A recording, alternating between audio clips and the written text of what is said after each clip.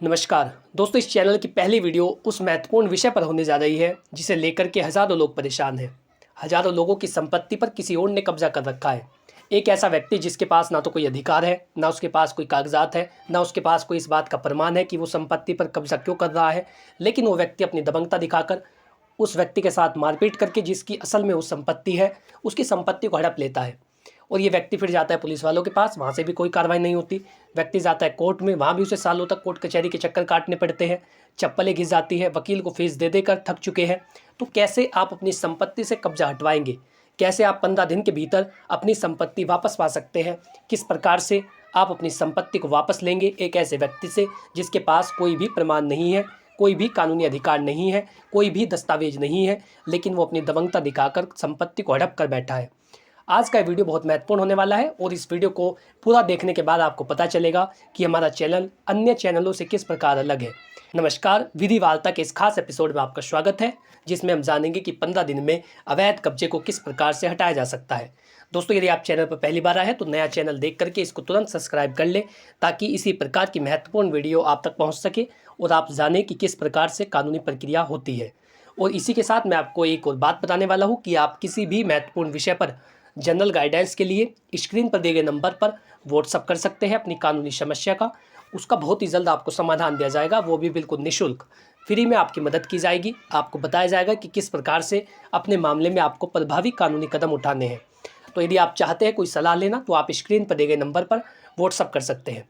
चलिए दोस्तों, हम बात करते हैं कि अवैध कब्जा हटवाने के लिए पहली प्रक्रिया क्या होगी यदि हम अवैध कब्जे को हटवाना चाहते हैं। तो दोस्तों, सबसे पहले विशेष राहत अधिनियम की धारा 6 के तहत आपको मुकदमा दायर करना होगा। विशेष राहत अधिनियम स्पेसिफिक रिलीफ एक्ट के सेक्शन 6 के मुताबिक यदि कोई व्यक्ति किसी की संपत्ति पर बिना किसी वैधानिक प्रक्रिया के, बिना किसी कानूनी प्रक्रिया के उसकी संपत्ति उससे हड़प लेता है, तो वो व्यक्ति सेक्शन 6 का मुकदमा दायर कर सकता है। इसमें बहुत ही कम समय लगता है और यदि आपकी संपत्ति से आपको बिना किसी वैध कारण के, बिना किसी कानूनी प्रक्रिया के बेदखल किया गया है, तो ऐसे में आप सेक्शन 6 का मुकदमा डाल सकते हैं। दोस्तों, इसमें आपको स्वामित्व नहीं बल्कि अपना कब्जा बताना होता है। यदि आपके कब्जे में कोई संपत्ति थी तो आपको केवल ये बताना होगा कि इस पर मेरा कब्जा था।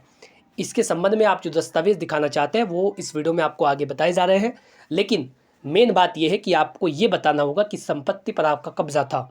आपको ये नहीं बताना है कि संपत्ति आपके स्वामित्व में है, किस प्रकार से वो आपके पास आई है।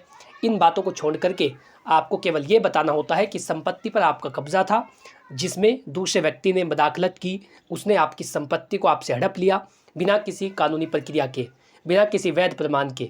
या तो आपके साथ उसने मारपीट की, गाली गलौज की, दुर्व्यवहार किया, गुंडे बुला करके आपको आपकी संपत्ति से बाहर निकाल दिया, आपका सामान उठा करके फेंक दिया। यदि इस प्रकार की घटना होती है जिसमें किसी भी कानूनी प्रक्रिया का सहारा नहीं लिया जाता, केवल दबंगता के आधार पर संपत्ति छीन ली जाती है, तो जिस व्यक्ति की संपत्ति छीनी गई है या जो वहाँ पर पहले कब्जाधारी था, उस व्यक्ति के पास ये अधिकार होता है कि वो धारा 6 के तहत मुकदमा दायर कर सकता है। अवैध तरीके से निकाला गया है, आपको ये साबित करना होता है। आप ये साबित करेंगे कि किस प्रकार से आपको निकाला गया है, कौन सी गतिविधि कब्जाधारी के द्वारा की गई, ये बात आपको बतानी होगी। आपको ये बताना होगा कि दूसरे व्यक्ति ने जो गतिविधि की है वो इल्लीगल है और बिना किसी वैध प्रमाण के, बिना किसी वैध कार्यवाही के मुझे मेरी संपत्ति से बेदखल किया गया है। ये बात आपको बतानी होगी, तब जा कर के आप ये कह सकेंगे कि एक कानूनी प्रक्रिया के अभाव में मुझे मेरी संपत्ति से बेदखल किया गया है। सबूत, इसके लिए आप सबूत दिखाना चाहते हैं तो इसके लिए आपको सबूत देने होंगे जिसमें आप ये बता सके कि दूसरे व्यक्ति ने बिना किसी वैध कानूनी प्रक्रिया के निकाला है। तो आप कोई फ़ोटो दिखा सकते हैं जिसमें दूसरे व्यक्ति के द्वारा जोर ज़बरदस्ती जो की गई है वो दिखाई दे, या फिर कोई वीडियो दिखा सकते हैं, या फिर स्थानीय लोगों के बयान आप करा सकते हैं जो ये बात बता सके कि संपत्ति पर आपका कब्जा था और दूसरे व्यक्ति ने बिना किसी कानूनी प्रक्रिया के आपसे आपका कब्जा छीन लिया। इसी के साथ आपको नज़दीकी वकील से मिले, आप जाइए और उनसे मिलिए, उन्हें अपना पूरा मामला बताइए।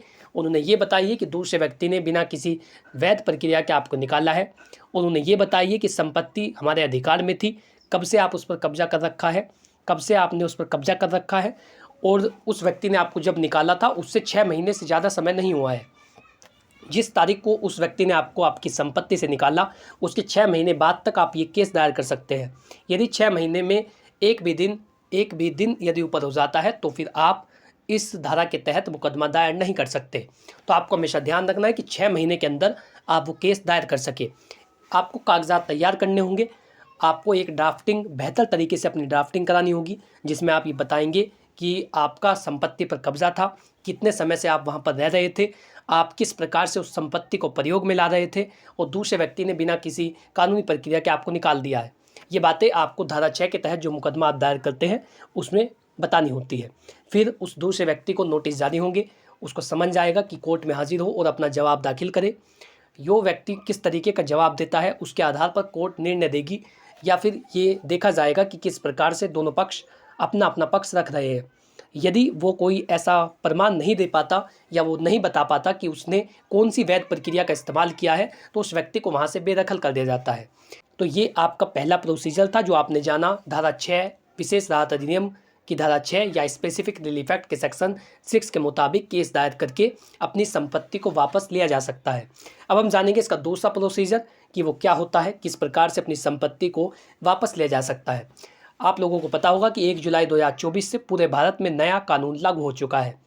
उसी कानून में से BNSS भारतीय नागरिक सुरक्षा संहिता की धारा 164 के तहत एग्जीक्यूटिव मजिस्ट्रेट के पास ये पावर होती है कि यदि किसी स्थान पर शांति भंग होने की संभावना है तो एक पक्ष को वहाँ पर आने के लिए मना किया जा सकता है। तो आप धारा 164 का सहारा ले सकते हैं अपने मामले में अपनी संपत्ति को वापस लेने के लिए। ये भी स्वामित्व का प्रमाण नहीं होता है, ये ओनरशिप को प्रूफ नहीं करता, ये केवल ये देखता है कि संपत्ति पर कब्जा किस व्यक्ति का था। तो अवैध तरीके से आपको निकाला गया, ये बात आपको धारा 164 के तहत भी साबित करनी होगी। जो ड्राफ्टिंग आप करा रहे हैं उसमें आप ये लिखवाएंगे कि दूसरे व्यक्ति के द्वारा बिना किसी वैध कारण के, बिना किसी वैध प्रमाण के आपको आपकी संपत्ति से बेदखल किया गया है और वहाँ पर शांति भंग होने की प्रबल संभावना है। आप यदि इस बात को प्रूफ कर पाते हैं कि वहाँ पर शांति भंग होगी क्योंकि दूसरा व्यक्ति बिना किसी वैध प्रमाण के रह रहा है और मुझे मेरे अधिकार से वंचित किया जा रहा है, तो वहाँ पर शांति भंग होने की संभावना होगी। और जब शांति भंग होने की प्रबल संभावना हो तो दूसरे पक्ष को वहाँ से निकाला जाए और उसे वहाँ ना आने के लिए कहा जाए। तो धारा 164 के तहत आप आदेश करा सकते हैं, जिसमें SDM साहब दूसरे पक्ष को नोटिस जारी करेंगे और उसे कोर्ट में बुलाया जाएगा, उससे पूछा जाएगा कि किस आधार पर उसने कब्जा किया है।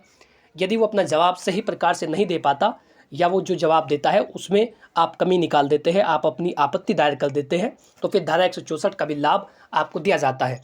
इसी के साथ इस धारा के तहत आप शिकायत SDM साहब के पास करेंगे, उसकी बेहतर तरीके से ड्राफ्टिंग कराएंगे, अपने संपत्ति के दस्तावेज उसके साथ लगाएंगे, फ़ोटो, वीडियो या स्थानीय लोगों के बयान आप उसमें संलग्न करेंगे और आप एक प्रार्थना पत्र देंगे। उस पर कानूनी कार्रवाई की जाएगी और उस व्यक्ति को तुरंत वहाँ से बाहर निकाला जाएगा। इसमें भी बहुत ही कम समय लगता है और बहुत ही कम दिनों में आप अपनी संपत्ति को वापस ले सकते हैं। दोस्तों, दूसरा प्रोसीजर था जिसमें आपने जाना कि अपनी संपत्ति को किस प्रकार से लिया जाता है। अब हम जानेंगे कि इसका तीसरा प्रोसीजर क्या होता है। तो तीसरा है उस व्यक्ति के खिलाफ FIR दर्ज कराना। यदि उस व्यक्ति ने कब्जा किया है तो वो केवल आपकी संपत्ति को नहीं हड़पा गया है, बल्कि वो अपराध होता है। कोई भी व्यक्ति यदि किसी की संपत्ति पर बिना उसकी परमिशन के कब्जा करता है तो ये अवैध कब्जा होगा और अवैध कब्जा भारतीय कानून में अपराध है। आप इस बात की जानकारी दें कि दूसरे व्यक्ति के द्वारा अपराध कारित किया गया है, वहाँ पर शांति भंग होगी, वहाँ पर अपराध किया गया है। ये बातें आप पुलिस वालों को बताएंगे। आपको थानाध्यक्ष के पास जाना होगा, एक प्रार्थना पत्र लिखना होगा जिसमें आप अपने स्वामित्व से जुड़े सभी दस्तावेज लगाएंगे। आप ये बताएंगे कि संपत्ति मेरे स्वामित्व में है, संपत्ति की ओनरशिप मेरे पास है, लेकिन दूसरे व्यक्ति ने बिना किसी वैध प्रमाण के आपकी संपत्ति पर कब्जा किया है। इसी के साथ आप अपराध की जानकारी देंगे कि उसके द्वारा की जा रही जो गतिविधियाँ है वो अवैध है, इसीलिए उस व्यक्ति को वहाँ से निकाला जाए और उसके खिलाफ FIR दर्ज की जाए। और जब भी आप उसकी ड्राफ्टिंग कराएंगे, जो प्रार्थना पत्र पुलिस वालों के पास देने के लिए आप उसकी ड्राफ्टिंग कराएंगे, उसमें आप ये बताएंगे आपके अधिकार क्या है, आप किस अधिकार से ये कह रहे हैं कि संपत्ति मेरी है। यदि आप ये बता सकते हैं, आप स्वामित्व के दस्तावेज आप लगा सकते हैं, स्थानीय लोगों के आप बयान करा सकते हैं और मारपीट के आप सबूत दे सकते हैं और आप सज़ा की मांग करते हैं, तो उस व्यक्ति के खिलाफ FIR दर्ज की जाएगी। और जब एक बार FIR दर्ज हो जाती है फिर व्यक्ति की बुद्धि सही हो जाती है, उसे लग जाता है कि उसके खिलाफ क्रिमिनल कार्रवाई की शुरुआत हो चुकी है। उस व्यक्ति को दंडित कराए जाने के आशय से आप जब प्रार्थना पत्र देंगे तो उस व्यक्ति की गिरफ्तारी होती है। तो ये 3 तरीके थे जिसमें आपने जाना अपनी संपत्ति को बहुत ही जल्द वापस लेने के कौन कौन से कानूनी प्रावधान होते हैं। यदि आपको वीडियो अच्छा लगा है तो वीडियो को लाइक करें और कमेंट बॉक्स में लिखें कि आप किस प्रकार की सलाह लेना चाहते हैं। और यदि आप व्यक्तिगत रूप से कोई जनरल गाइडेंस लेना चाहते हैं तो उसके लिए स्क्रीन पर दिए गए नंबर पर अपनी कानूनी समस्या का व्हाट्सअप करें। आपको आपकी जनरल गाइडेंस दी जाएगी और बहुत विस्तार से आपको बताया जाएगा किस प्रकार से आपको अपने मामले में कानूनी कार्रवाई करानी है। बिल्कुल मुफ्त में आपकी मदद की जाएगी। इसी के साथ यदि आपको वीडियो अच्छा लगा हो तो अपने परिचित व्यक्तियों तक इस वीडियो को पहुंचाइए यदि उनकी भी संपत्ति पर किसी और ने कब्जा कर रखा हो। तो ये बहुत महत्वपूर्ण जानकारी थी जिसमें आपने जाना कि अवैध कब्जे को बहुत ही कम दिनों में किस प्रकार से हटाया जा सकता है। तो इसी के साथ हमारे नए चैनल को सब्सक्राइब कर लें ताकि महत्वपूर्ण वीडियो कानूनी जानकारी आप तक पहुंच सके, आप अपने अधिकारियों से वंचित न रहें। Thanks for watching this video. अपना कीमती समय देने के लिए धन्यवाद।